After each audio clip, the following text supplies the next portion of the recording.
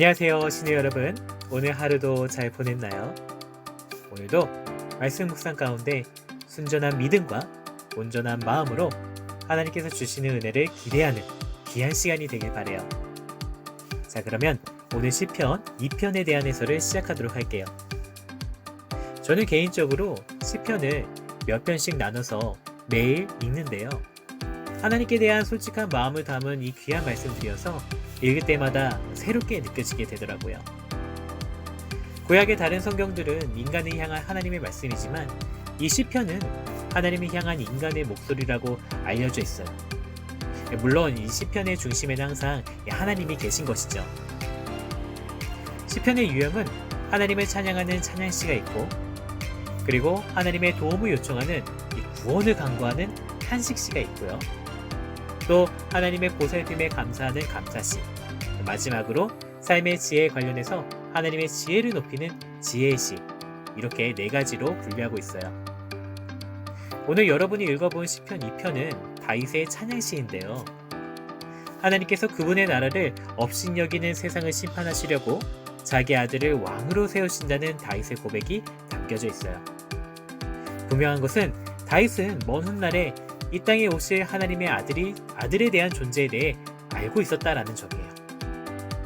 다윗 왕조를 넘어서 예수 그리스도에 이르러 성취된 하나님 나라의 약속에 대해 다윗은 찬양하고 있어요. 마지막 구절 12절을 보면 알 수 있듯이 이 아들을 통한 통치에 순종하는 자에게 하나님께서는 복을 약속해 주신다고 이렇게 고백하고 있는 것이지요.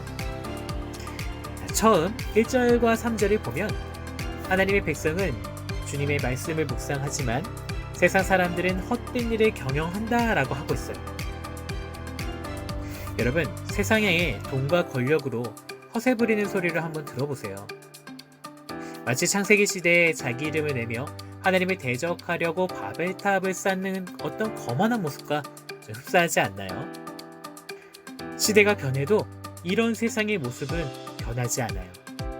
그렇기 때문에 하나님의 자녀인 우리가 이런 세상의 소리에 휩싸이지 않도록 주님의 음성에 더욱 귀를 기울이기 위해 이 말씀을 붙들어야 하는 게 중요한 것이죠. 그리고 이어서 4절과 5절을 보면 하나님께서는 이스라엘을 넘보는 이 세상 나라들의 음모를 낱낱이 밝히시고 비웃으신다 라고 하고 있어요. 어제 이사야 40장에서 이제 읽었지만 하나님이 얼마나 광활하시고 또 높으시고 또 위대하신가요? 하나님께서는 스스로 높아지려는 인간의 헛된 계획을 웃음거리로 여기실 뿐만 아니라 자기 주제를 모르는 인간의 교만에 하나님은 분노하고 계세요. 세상 도처에서 하나님을 무시한 채 혹은 하나님의 이름을 빙자하여서 벌어지는 온갖 이 불의한 모습들이 이 세상에 판치고 있는데요. 여러분, 하나님은 이 모든 것들을 보고 계세요. 다 알고 계세요. 그리고 분노하고 계신 것이죠. 그래서 6절에 보면 하나님께서 선택한 왕을, 그러니까 지금 이 말씀을 기록하고 있는 다윗 자신을 하나님의 거룩한 산 시온에 세우시고 지지하고 계심을 세상의 궁왕들에게 알리신다고 고백하는 이 모습이 나와요. 다윗은 어려운 위기 상황에서 자신을 왕으로 세우셔서 대적들을 비웃으실 뿐만 아니라 선택한 왕을 끝까지 책임지시는 하나님을 신뢰했어요. 우리가 이 세상이 아무리 불의해도 당당할 수 있는 이유가 바로 여기 있는 것인데요. 왜죠? 네, 하나님은 하나님의 사람을 세우시기 때문에 그래요. 그래서 이어서 7절과 9절에 아들을 왕으로 세우는 이 칙령을 이제 반포하시는데요. 그 아들에게는 하늘 아버지의 모든 권세를 다 물려주셨다라고 해요. 온 세상의 주인이 되실 뿐만 아니라 하나님 나라를 업신여기는 세상의 악한 계획을 이길 힘도 주셨다라고 하죠. 그분이 누구시죠? 네, 예수님이시죠. 여러분, 우리가 참 왕으로 오신 이 예수님을 의지할 때 왕같은 제사장인 우리도 이 세상을 넉넉히 이길 수 있는 거예요. 비록 가시적인 땅은 지금 내 눈앞에 없더라도 우리는 영적인 세계에서 곧 우리 마음에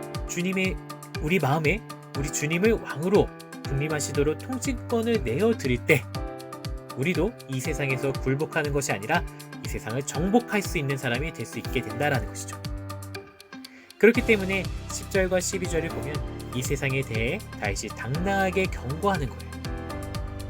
인간의 헛된 지혜와 계획을 포기하고 지금 신속히 하나님의 아들이신 이 그리스도께 항복해야 한다는 그런 말씀을 전하고 있는 것이죠. 이것만이 살 길이에요.